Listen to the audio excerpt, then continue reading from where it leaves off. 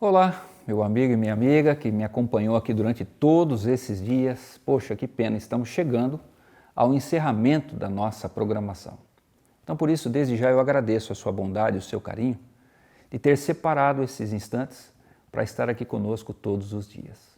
Como eu mencionei, espero que Deus tenha abençoado grandemente você e que Deus continue te abençoando, porque você sabe, né? A promessa do Senhor é o seguinte: a palavra, quando é dita, a palavra de Deus, ela nunca volta vazia e ela fica reverberando na nossa vida enquanto nós existirmos. Que possa ser assim, que essa palavra tenha alcançado o nosso coração, porque afinal de contas eu me propus aqui todos os dias a falar não aquilo que eu queria, eu me propus a falar aquilo que a palavra do Senhor queria dizer. Então, que Deus possa abençoar a mim, a você, a sua família também, para que toda essa programação possa ter nos ajudado a estarmos mais perto do Senhor e sermos mais fiéis a Ele. Amém? Bem, o nosso texto de hoje é 1 Reis, capítulo 17, verso 10 até o verso 16. 1 Reis, capítulo 10 até o verso 16. E como de costume, vamos orar para pedir a bênção do Senhor. Querido Pai, muito obrigado, porque a Tua palavra fala, ela é viva. Quantos livros esse mundo tem, mas só a Tua palavra é eterna. E nós sentimos isso. O texto que nós vamos ler aqui é de uma pessoa que viveu há 2.700 anos atrás. 2.850 anos atrás, para ser mais preciso. Mas nós louvamos e bendizemos o Teu nome, porque o exemplo dessas pessoas com certeza vai mudar o nosso coração, a nossa forma de pensar, e nos levará a ter a mente de Cristo. Então, Senhor, abre a nossa mente para que isso aconteça, possa ser o milagre de hoje na nossa vida. Abençoa cada família, abençoa cada componente dessas famílias que aqui estão estudando a Tua palavra. É o que nós te pedimos por Jesus. Amém, Senhor. 1 Reis 17, verso 10 fala assim: Então ele se levantou e se foi a Sarepta. Chegando à porta da cidade, estava ali uma mulher viúva apanhando lenha. Ele a chamou e lhe disse: Traze-me, peço-te, uma vasilha de água para que eu possa beber. Indo ela buscá-la, ele a chamou e lhe disse: Traze-me também um bocado de pão na tua mão. Porém ela respondeu: Tão certo como vive o Senhor teu Deus, nada tenho cozido. Há somente um punhado de farinha numa panela e um pouco de azeite numa botija. E vês aqui, apanhei 2 cavacos e vou preparar esse resto de comida para mim e para o meu filho.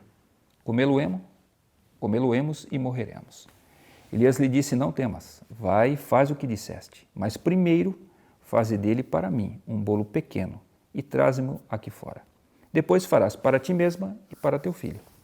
Porque assim diz o Senhor Deus de Israel: a farinha da tua panela não se acabará, e o azeite da tua botija não faltará, até ao dia em que o Senhor fizer chover sobre a terra. Foi ela e fez segundo a palavra de Elias. Assim comeram ela e a sua casa muitos dias. Da panela a farinha não se faltou, e da botija o azeite não faltou, segundo a palavra do Senhor, por intermédio de Elias. Queridos, essa história é muito conhecida, e para mim o tema dela é: quão fiel você vai ser na sua realidade, seja na prosperidade ou seja na dificuldade. E para exemplificar isso, eu quero usar o exemplo de 2 mulheres. A fidelidade da viúva de Sarepta e a infidelidade de Jezabel, a rainha de Israel. Então, a infidelidade da rainha e a fidelidade da plebeia. Como é que nós entendemos isso? Vejam, primeiro, as 2 eram da mesma região, Tiro e Sidom. Ambas eram ali daquela região, uma região extremamente idólatra, né? Tanto que elas também vieram desse tipo de cultura. Era uma cultura idólatra, em que se adoravam a deuses de pedra e barro. E como é que eram essas adorações? Primeiro, eles iam atrás desses deuses e ofereciam ofertas, ofereciam sacrifícios para que os deuses os abençoassem. Era uma religião de troca, né? A busca pela prosperidade. Era a teologia da prosperidade ali a olhos nus, né? Era assim que se vivia naquelas regiões. Era assim que se buscavam os deuses, principalmente ao deus Baal e a deusa Astarote, que era marido e mulher ali naquela cultura, né? E assim as 2 pensavam. Só que disso para as outras coisas, aí uma mudança incrível.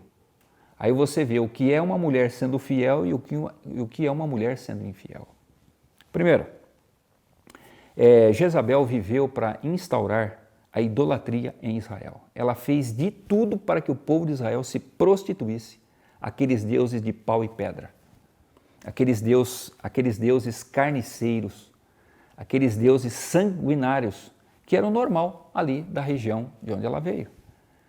Ela fez o marido construir, Acabe, que era o rei de Israel, ela fez ele construir templos para adoração a Baal, ali em Samaria, que era a capital do Reino do Norte. Obrigou o rei a instituir um sacerdócio idólatra. E pelo que a Bíblia mostra, mais de 400 sacerdotes para ministrarem ali nos ritos, a Baal.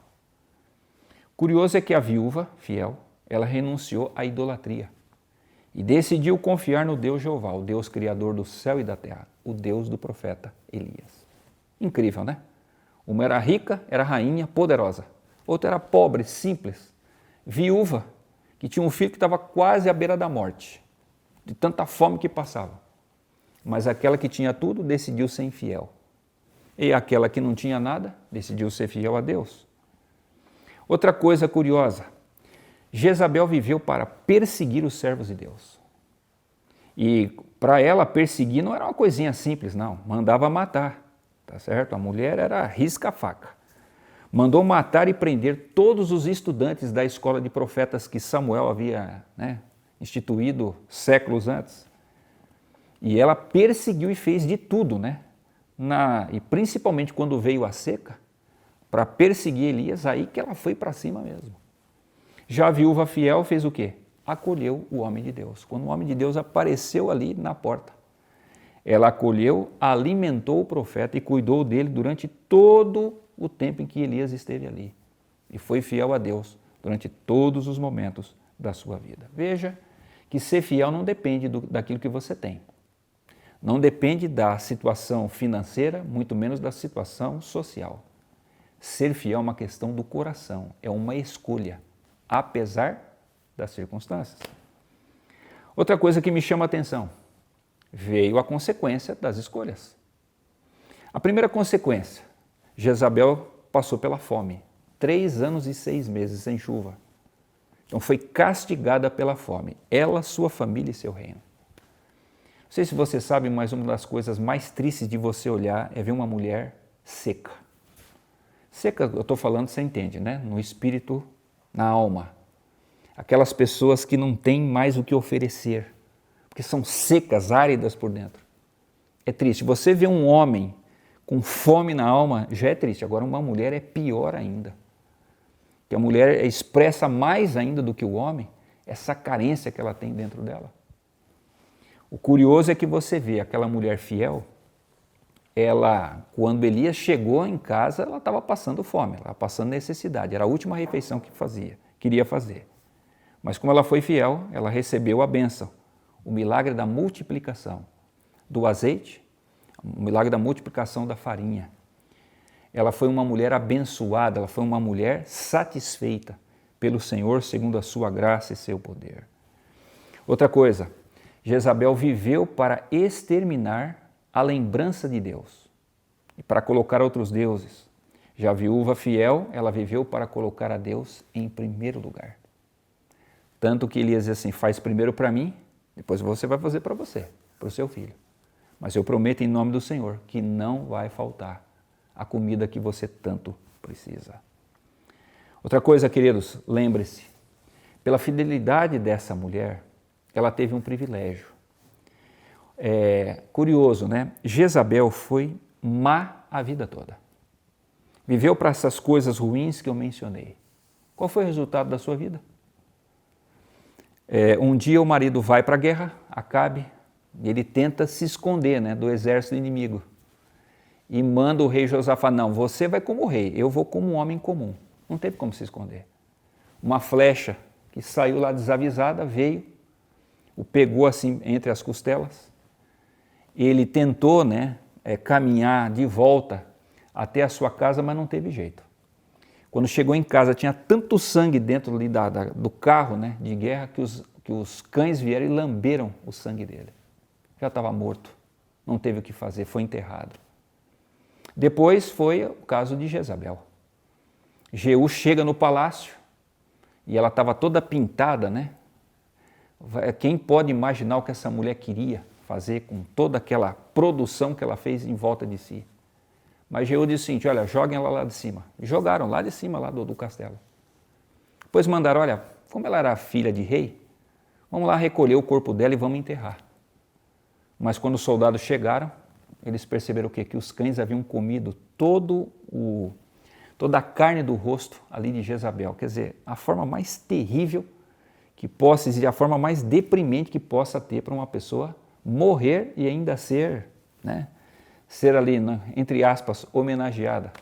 Lembre-se, os cães naquela época, eles eram selvagens. Não era como nós temos hoje o sentido do cão sendo um animal assim de estimação. Portanto, uma severa advertência do Senhor para o seu povo, a morte de Jezabel. Mas não parou por aí.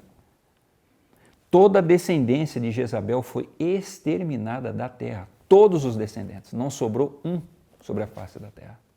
Esse foi o resultado dela ser infiel. Por outro lado, você vê a viúva fiel, o contraponto. A viúva tinha um filho. Ia morrer. Ela mesma disse: olha, eu vou fazer a comida, vai ser o último bocado aqui, nós vamos morrer de fome. Como ela foi fiel, Deus fez um milagre. O filho não morreu e ela não morreu. Passou-se muito tempo de abundância, mas um dia o filho teve uma doença e veio a falecer. Ela então vai atrás de Elias e fala assim: que pecado eu cometi para você me trazer uma desgraça dessa para a minha vida? Elias disse assim: calma. Elias sobe até o quarto e pelo poder e pela graça de Deus, Elias faz um dos maiores milagres que você tem no Velho Testamento. Ele ressuscita o filho da viúva, mostrando que todas as mulheres deste mundo, mais cedo ou mais tarde, podem perder seus filhos. Mas Deus está prometendo por meio dessa mulher que foi fiel, que um dia o Senhor vai ressuscitar os filhos de todas aquelas que colocaram o seu coração na fidelidade para com o Senhor. Isso vai acontecer quando? Quando Jesus voltar.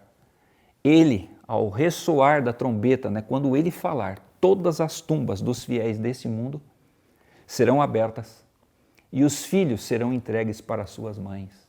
Essas mães que foram fiéis, que criaram os filhos no caminho do Senhor e, é claro, deram um exemplo, entregando suas próprias vidas a esse Senhor maravilhoso que todos nós temos. Que exemplo incrível! Lembre-se que na Bíblia, Jezabel é o símbolo da apostasia, da prostituição espiritual. Você vai encontrar isso lá, até no livro de Apocalipse, isso é mencionado. Já essa mulher, a viúva fiel, uma mulher que a gente nem sabe o nome. Um exemplo tão bonito, mas o narrador bíblico não deixou o nome dela. Também não precisa. A viúva de Sarepta, o exemplo de fidelidade a Deus acima de todas as coisas. Seja na bonança ou seja na dificuldade. Ela é o símbolo disso. Uma pessoa que prega por meio da sua vida até os dias de hoje. Querido, eu preciso encerrar as minhas palavras nessa programação, mas eu queria fazer um apelo para mim e para você. Vamos seguir o exemplo da viúva fiel. Vamos seguir o exemplo da viúva lá de Sarepta. Ela não teve dúvida: se o Senhor precisa de mim, eu vou me entregar a Ele. Claro que a aplicação, você sabe, ela é óbvia que eu vou fazer a você. Tem você devolvido os seus dízimos a Deus de forma fiel e correta? Como Deus merece e como você deve? Tem você devolvido as suas ofertas ao Senhor? Lembre-se que por meio desse sistema, Deus quer abençoar o mundo por meio da pregação do Evangelho. E o Senhor determinou que fosse assim. Cabe a mim e a você não discutir se o plano é certo ou se é errado. Imagina se Deus faz alguma coisa errada. Cabe a mim e a você escolhermos sermos fiéis ou não ao Senhor. Mas eu espero que você escolha ser fiel a Ele. Uma das histórias de hoje que eu conheço é a história da irmã Maria de Lourdes. Hoje ela tem 69 anos. Mas a história é a seguinte: ela é aposentada e mora ali em Rondônia. Ela estava vivendo a sua vida quando um dia o marido simplesmente chega em casa e diz assim: eu não quero mais viver com você. E ela dizia, e agora, o que eu vou fazer? Ela tinha 7 filhos para criar e a mais velha tinha 14 anos. Não foi fácil, mas ela lutou com a vida e conseguiu fazer o seu melhor para criar os filhos.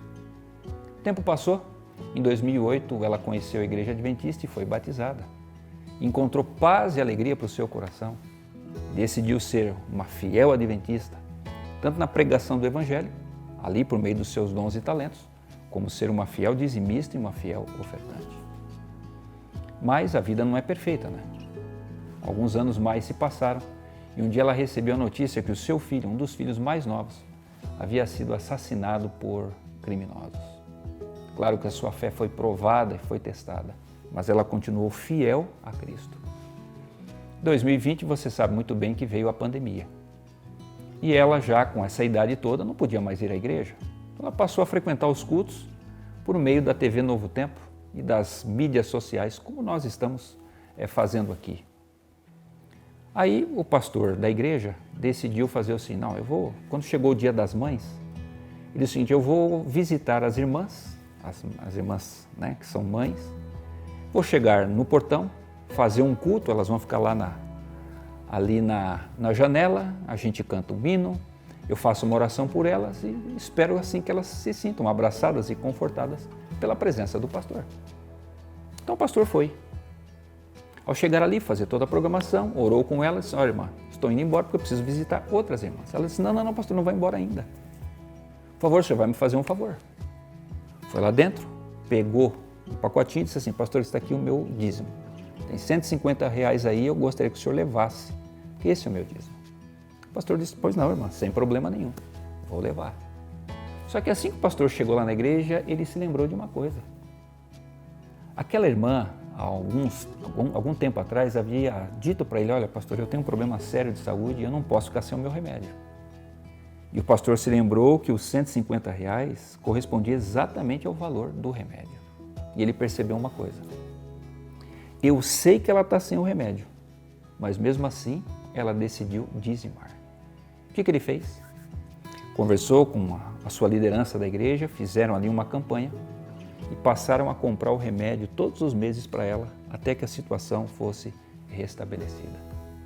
O pastor voltou a conversar com ela. E ela disse assim, pastor, tem uma coisa. O dinheiro de Deus eu não toco. Sabe por quê? Porque eu sei que desse dinheiro depende a pregação do Evangelho. Da minha saúde Deus cuida.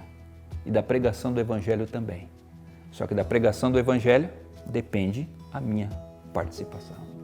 Veja, queridos, uma viúva fiel nos dias de hoje, no meio de todas essas situações terríveis que nós estamos passando. Veja que Deus tem mulheres e homens fiéis, há 2.850 anos atrás, como tem agora. Louvado seja o nome do Senhor. Você também não quer ser mais um que vai ser fiel, que se precisar vai dar a vida pela pregação do Evangelho? Você não quer tomar essa decisão no final dessa programação? Eu quero. Vamos fazer uma coisa? Vamos orar e vamos entregar a nossa vida a Cristo. Renovar a nossa fidelidade a Ele, para que Ele possa ser honrado e para que o Evangelho possa ser pregado e logo Cristo possa voltar. Vamos falar com Ele. Querido Pai, eu te agradeço porque existem mulheres, tanto no passado quanto no presente, que nos deixam testemunhos tão bonitos como esses que eu mencionei aqui. Louvado seja o Teu nome. Abençoa a nossa querida irmã que mora lá em Rondônia, que ela continue fiel. Nos abençoe, Senhor, para que nós sejamos fiéis na nossa realidade. Onde quer que nós moremos, seja qual a nossa situação, que nós possamos ser fiéis a Ti. Nós queremos renovar o pacto que fizemos com o Senhor no dia que nós nos batizamos. Que seríamos fiéis nos dízimos e nas ofertas, que seríamos fiéis na nossa oração, que seríamos fiéis, Senhor, no cuidado do nosso corpo. Todos aqueles votos que fizemos na hora do batismo, nós queremos renovar a nossa decisão de continuarmos sendo fiéis a Ti. Nos dá forças para isso. Nos dá, Senhor, a glória de que se o Senhor não voltar, que sejamos fiéis até o último instante da nossa vida. Mas se o Senhor voltar antes, que nós possamos, Senhor, Te receber de braços abertos, quando o Senhor chegar, que possamos ouvir da Tua boca, bem está, servo bom e fiel.